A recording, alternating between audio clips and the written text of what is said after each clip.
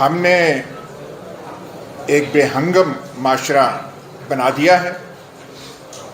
میری زندگی میں ضیاء الحق کا جو پاکستان تھا اس کی آبادی 10 کروڑ تھی. ہماری زندگیوں میں وہ 10 کروڑ 24 کروڑ بن چکی ہے. یہ درست ہے کہ آج ہم بات کرتے ہیں فوج کی ادارہ داری کی، یہ ہے، اور ہم اسے کہتے ہیں یہ ارتقا ہوا ہے.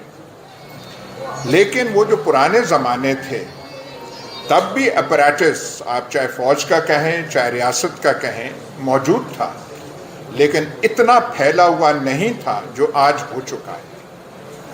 یہ کبھی نہیں ہوتا تھا سیکٹر کمانڈر فلانا اور ہر ضلعوں میں ایک اپریٹس ہے. ہمارے زمانے میں، ایوب خان کے زمانے میں، پوری چکوال تحصیل میں اسپیشل برانچ کا ایک سب انسپیکٹر ہوا کرتا تھا. تمام رپورٹنگ پوری تحصیل کی، اور تب سیاست بھی بڑی ہلچل تھی.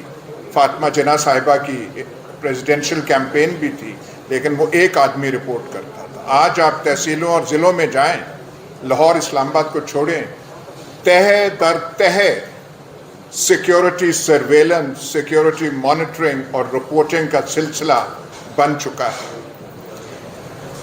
جہاں پہ اتنی امبیلنس ہو جائے،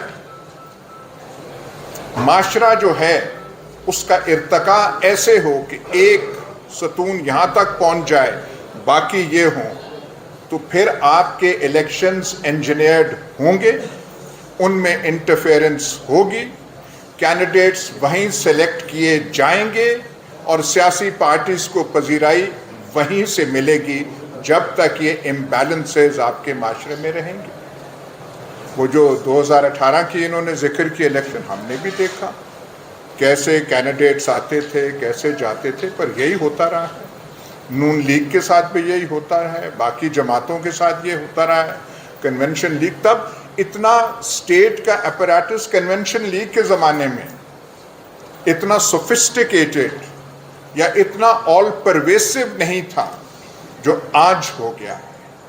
تب یہ کوئی ڈی جی سی اور ڈی جی فلانا اور یہ جو ہے اتنا لمبا چوڑا نہیں تھا. آئی ایس آئی بھی چھوٹا سا ادارہ تب تھا. غلام جیلانی خان جب اس کے ہیڈ تھے، بھٹو صاحب کا عظیم کارنامہ ہے کہ اس میں جو انہوں نے پولیٹیکل ونگ ایک پیدا کیا، وہ بھی چھوٹا سا ایک وہ چوزوں والی نرسری تھی، پھیلتی پھیلتی. پھر آپ اس کا شکر ادا کریں افغان جہاد کا کہ پیسے آتے گئے اور وہ پھیلتا گیا پھیلتا گیا. آج کل فزیکلی اتنا وہ بڑھ چکا ہے، تو یہ ہم نے کر دیا ہے. سیاست اس کے تابع ہو گئی ہے، کیونکہ وہ ایک کوئی پنڈ کا کوئی بہت بڑا چودھری ہو تو باقی مظاہرے شظاہرے پھر نیچے آ جاتے ہیں. تو یہاں پہ صورتحال جو ہے اب یہ ہے. انہوں نے گرفتاریوں وغیرہ کا تو ذکر کیا، لیکن یہ رواج پہلے نہیں تھا کہ جس کو چاہا اٹھا لیا، جس کو چاہا غائب کر دیا. یہ اس لیے ہے کہ وہ کر سکتے ہیں. پر یہاں جو موضوع ہے فریڈم آف ایکسپریشن کا، یہ جو ہم کہتے ہیں حق اور صداقت کی آواز، حق اور صداقت کا علم، ہاں پاکستان میں ہمیشہ بلند ہوا ہے، لیکن کچھ احتیاط کے ساتھ. احتیاط ایسے کہ ریاست آپ کی بنی تو کئی چیزیں جو ہیں اس پہ رائے زنی، لبوں کو آپ استعمال نہیں کر سکتے. قیام پاکستان پہ بحث نہ ہو سکتی تھی، نہ آج ہو سکتی. جو ہمارے اکابرین ملت تھے ان کے بارے میں آپ تنقیدی جائزہ کرنے کی کوشش کریں تو اس کی اجازت نہ تھی، نہ آج ہے. آپ کھولیں تو لوگ کہیں گے اور بھائی اس کو یہ موضوع نہ چھیڑیں، اس پہ ایک اتفاق رائے ہے، اس اتفاق رائے کو نہ آپ کریں. ظاہر ہے اسلام پہ کبھی بات نہیں ہو سکی. آئین ہم نے بنانا تھا، بناتے رہے، ہم ترتیب دیتے رہے قرارداد مقاصد کو، لیکن ہم نے کہا وہ بھی ہم بڑا کارنامہ کر رہے ہیں. چلتے چلتے جو آج کل کا جو معاشرہ ہے، 295 کے بارے میں میرا خیال ہے زیادہ کھل کے بات نہیں ہو سکتی. اور ہم نے بہادر سے بہادر وکلا بھی دیکھے ہیں.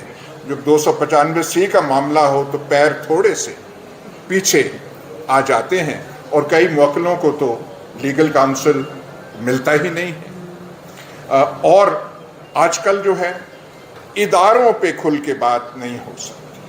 وہ ہم کہتے ہیں کہ ارتقا ہوا ہے، ہم نام بھی نہیں لے سکتے. ہم جو ٹی وی پہ بیٹھے ہوتے ہیں کبھی ہم کہتے ہیں ادارے، کبھی کہتے ہیں مقتدرہ، کبھی کہتے ہیں اسٹیبلشمنٹ. نام وہ نہ لیں. جو لیٹسٹ فرمان جاری ہوا ہے اور وہ کل پرسوں ہوا ہے، پرسوں ترسوں ہوا ہے، تمام ستون صحافت، تمام حق صداقت اور سچائی کے پیامبر جو ہیں ان کو سمن کیا گیا اور سارے کے سارے وہاں پہ گئے. وہاں پہ جو اب نام میں نہیں لیتا وہ آئے، 2 منٹ کے صرف آئے کہ یہ اب شجرہ ممنوع ہے، فلانا نام نہیں لینا. اور آپ نے دیکھا ہوگا کہ تمام یہ حق اور صداقت کے ٹی وی چینل جو ہیں کیسے وہ کیا صراط المستقیم پہ چل پڑے ہیں کہ نام جو ہے کوئی نام ہی نہیں ہے. ہمیں بھی کل کہا گیا کہ نام نہیں لینا. ہم نے کہا ہم تو پہلے بھی نام نہیں لیتے تھے. ہمارے کئی مہربان ہیں جو پروگراموں میں آتے ہیں، وہ نام لیے بغیر ان کی وہ پوری استعداد پوری نہیں ہوتی، ان سے آپ کہیے گا. تو وہ نہ رہ سکے، انہوں نے نام لیا، اشارے کر کر کے وہاں سے نام کرتے تھے. تو یہ پاکستان کا جو ہے یہ بن چکا ہے. لیکن میں ایک چیز، زیادہ لمبی بات نہیں میں کروں گا، فریڈم آف ایکسپریشن، یہ جو ہم کہتے ہیں کہ سن 47 سے یہ تھا اور جو آج کل ہو رہا ہے، بغور اگر ہم دیکھیں تو جس قسم کی ریاست ترتیب 1947 میں ہوئی تھی اس کے یہ پرابلمز اس میں پنہاں تھے. They were part of that structure. جس قسم کی ہماری سو کالڈ فریڈم موومنٹ ہوئی، پولیٹیکلی بڑی ویک تھی اور ایلیمنٹس اس میں زیادہ پاورفل تھے. بیوروکریٹک ایلیمنٹ پاورفل تھا، ملٹری اتنا نہیں تھا، لیکن سیاستدان تو بالکل پیچھے والے تھے. اور وہ سیاستدان ایسے تھے، ماسوائے چند جو بڑے لیڈر ہیں 1-2، ان کی سوچ ہی بالکل اور قسم کی تھی. جو پنجاب کی روایتی جسے ہم جاگیردارانہ سوچ کہتے ہیں، پرو برٹش، پرو ویسٹ، پرو تابیداری، پرو تھانے داری، پرو ڈی سی شپ، وہ اس قسم کا مزاج ہمارے پنجاب کے اکابرین میں تھا. اور وہی سوچ اس ریاست کی جو ہے وہ سوچ کا حصہ بن گئی. تو پولیٹیکلی تو ہم مسلم لیگ بڑی ویک تھی اور اس کا وہ کانگریس جیسا تو آپ موازنہ کر ہی نہیں سکتے.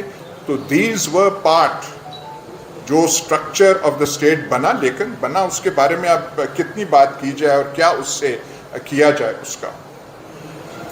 لیکن میں ایک سوال پوچھوں گا کہ فریڈم آف ایکسپریشن جو ہم کہتے ہیں، چائنا میں زیادہ فریڈم آف ایکسپریشن ہے یا پاکستان میں؟ ایسا سیمینار آپ چائنا میں کر سکتے ہیں؟